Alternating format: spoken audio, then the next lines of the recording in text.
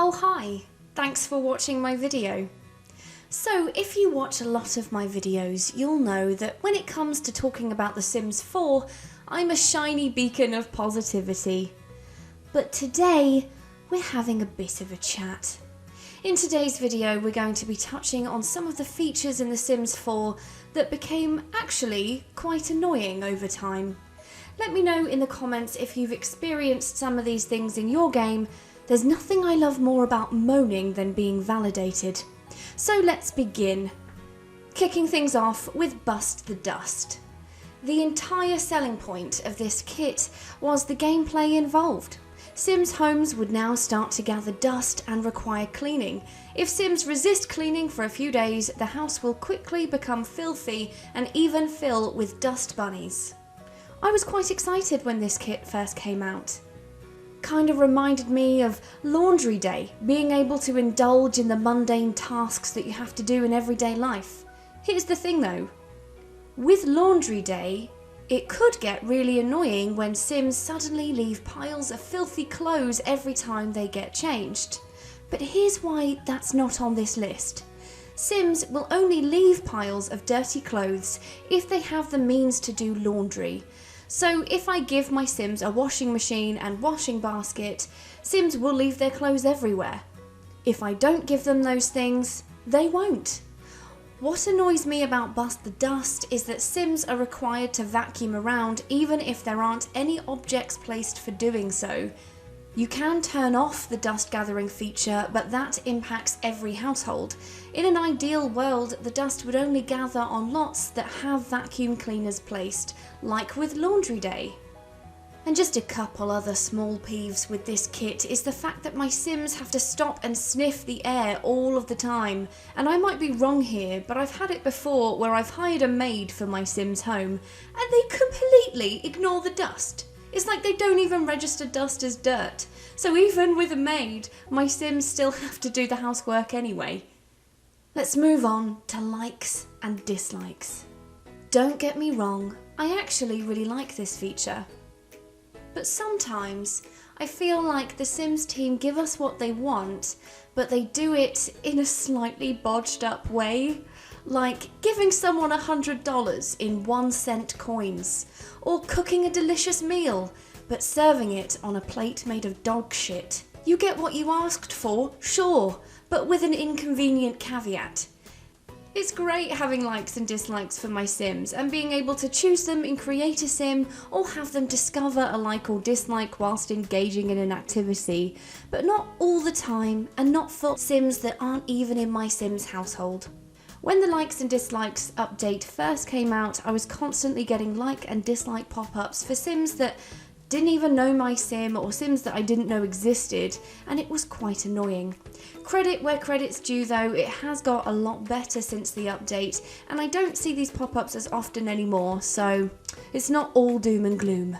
The terrified emotion. So this emotion was added in a patch update just before we got the paranormal stuff pack. You know, when stuff packs were a thing. When a Sim is terrified, they will not want to do much. It's about as restrictive as the uncomfortable emotion. Sims might even cancel commands so that they can run around and scream incoherently.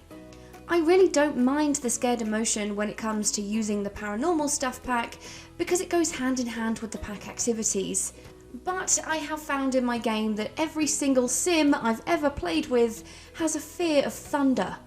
So God forbid I move into Willow Creek or Newcrest in spring, the slightest scent of rain and my Sims are fucked. Can't just one of you just not be scared of thunder? Please! The Toddler high chairs. This may just be my game, so if it is, then I accept that. But man, these toddler high chairs, they drive me crazy.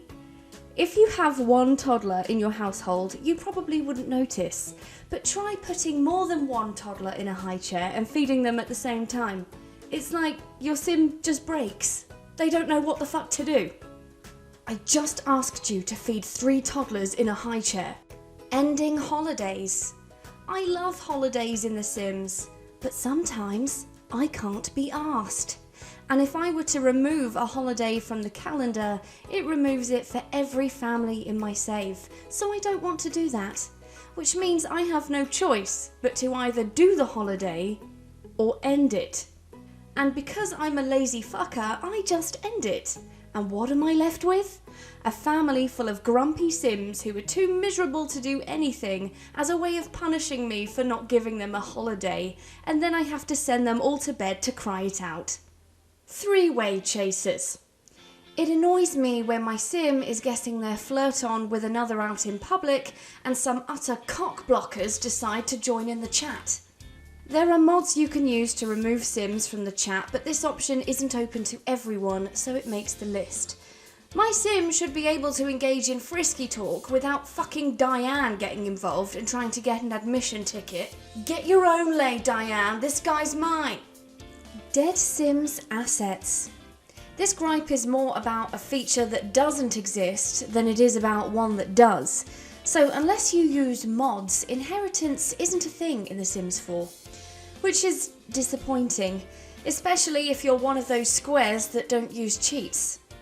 Imagine going through the hours of effort on a rags to riches challenge only to have your Sim die and leave nothing for their grandkids or relatives living in other lots. It doesn't make sense. The game knows to notify relatives when a Sim dies. Why not just go the extra step and award them the inheritance from their deceased loved ones? Another one? Okay. Neighbourhood action plans. I would probably enjoy this feature a lot more if I actually played with Eco Lifestyle much, but personally, I haven't played with the neighbourhood action plans since when the pack first came out. So I just played The Sims like normal, and then all of a sudden every Sim around me has a bag on their head. To be honest, I don't blame anyone for my frustration with this, because I'm sure people who bought Eco Lifestyle probably play with it a lot, and so they don't get annoyed by it. But for me, it's just another thing to remember to disable because it doesn't add much value to my gameplay. Hot and cold weather clothes.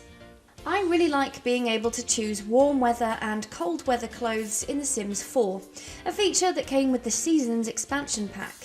Here's the thing though. Pre-made Townies have their outfits designed for every base game clothing category, so when Bella Goth changes into her formal wear dress, it looks like something Bella would wear. It makes sense. When it comes to seasonal wear, however, there are no pre-made outfits, so the pre-made Townies walk around looking utterly ridiculous most of the time. Because Sims dress for the weather, so every time you see a Sim on a community lot, they're likely going to be wearing warm or cold weather clothing, which means most of the time, my Townies look fucking ridiculous. My favourite Sims season is autumn because that's when Sims are least likely to wear their seasonal clothes. Because I can't be asked to go and set outfits for all of the pre-made Townies for every save file. And finally, unnecessary moving. Why do Sims need to move around to perform a social interaction, only to move again to complete another social interaction? Why does my Sim need to play musical chairs when sitting down for a meal? Come on guys, get it the fuck together. So there are a few features in The Sims 4 that I found to be actually quite annoying. I try not to make negative videos too often, but I think it's only fair to talk about the good and bad things when it comes to The Sims 4.